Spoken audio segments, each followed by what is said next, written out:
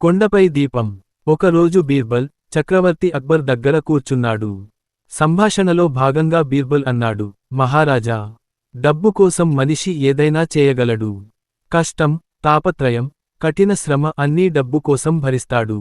అక్బర్ చిరునవ్వుతో అన్నాడు, బీర్బల్, నువ్వు ఎప్పుడు ఇలా వింత వింతగా అంటావు.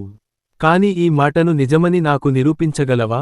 బీర్బల్ వెంటనే సమాధానమిచ్చాడు, అవును మహారాజా, నేను ఒక ఉదాహరణ చూపిస్తాను అని చెప్పి ఒక పేద బ్రాహ్మణుడిని రాజసభకు తీసుకొచ్చాడు. బ్రాహ్మణుడు చాలా బీదవాడు. ప్రతిరోజూ కష్టపడి కూడా 2 ముద్దల అన్నం సంపాదించడం కష్టమయ్యేది. బీర్బల్ అతడిని చూపించి అక్బర్తో అన్నాడు, మహారాజా, ఈ బ్రాహ్మణుడు మీ ఆజ్ఞ మేరకు గడ్డ కట్టించే చల్లటి నీటిలో రాత్రంతా నిలబడి ఉంటాడు. మీరు వాగ్దానం చేస్తే అతనికి బహుమతి ఇస్తానని డబ్బు కోసం, జీవనోపాధి కోసం అతను ఎలాంటి కష్టాన్నైనా భరిస్తాడు. అక్బర్ ఆసక్తిగా అంగీకరించాడు. సరే, చూద్దాం, ఈ బ్రాహ్మణుడు నిజంగా చేయగలడా లేదా? అప్పుడు బ్రాహ్మణుడు రాత్రంతా సరస్సులోని చల్లని నీటిలో నిలబడ్డాడు. గాలి గట్టిగా వీచింది. చలి ఎముకలు కొరికినట్టుగా అనిపించింది. కానీ జీవనోపాధి కోసం, కుటుంబాన్ని పోషించడానికి అతడు తన ప్రాణాలను పణంగా పెట్టాడు. ఉదయం అయింది. అక్బర్ ఆశ్చర్యంగా అడిగాడు, నువ్వు ఇంత చలిని ఎలా తట్టుకోగలిగావు? బ్రాహ్మణుడు అమాయకంగా అన్నాడు, మహారాజా, కొండపై ఒక దీపం వెలిగింది. నేను దానిని రాత్రంతా చూస్తూ ఉన్నాను. దాని కాంతి, దాని వెలుగు నా మనసుకు ధైర్యం ఇచ్చింది.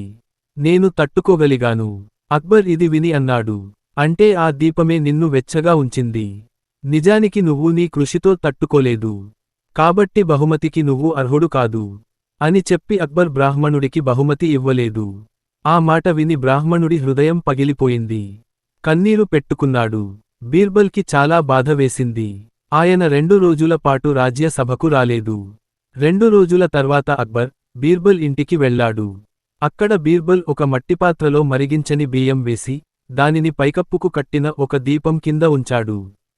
అక్బర్ ఆశ్చర్యపడి అడిగాడు, బీర్బల్, నువ్వు ఏమి చేస్తున్నావు? దీపం ఎత్తులో వేలాడుతూ ఉంది. పాత్ర క్రింద మంట లేదు. ఇలా బియ్యం ఎప్పుడైనా వండుతుందా? అప్పుడు బీర్బల్ చిరునవ్వుతో అన్నాడు, మహారాజా, కొండపై వెలిగిన దీపం వెచ్చదనం వల్ల బ్రాహ్మణుడు చలిని తట్టుకున్నాడని మీరు అన్నట్టు, ఈ పాత్రలోని బియ్యం కూడా ఆ దీపం కాంతితో ఎప్పటికైనా ఉడికిపోతుంది కదా. అప్పుడే అక్బర్ తన పొరపాటును గ్రహించాడు. బ్రాహ్మణుడు నిజంగా ధైర్యం, సంకల్పం, ఆత్మస్థైర్యంతో చలిని ఎదుర్కొన్నాడని తెలుసుకున్నాడు. అక్బర్ వెంటనే ఆ బ్రాహ్మణుడిని పిలిపించి 1000 బంగారు నాణేలు బహుమతిగా ఇచ్చాడు. నీతి వాక్యం: మనిషిని కాపాడేది బాహ్యమైన వెచ్చదనం కాదు, అతని మనసులోని ధైర్యం, ఆశ, నమ్మకం. ఆత్మస్థైర్యం ఉంటే ఎలాంటి కష్టాన్నైనా జయించవచ్చు. ఈ కథ మీకు నచ్చినట్లయితే లైక్ చేయండి, షేర్ చేయండి, కామెంట్ చేయండి.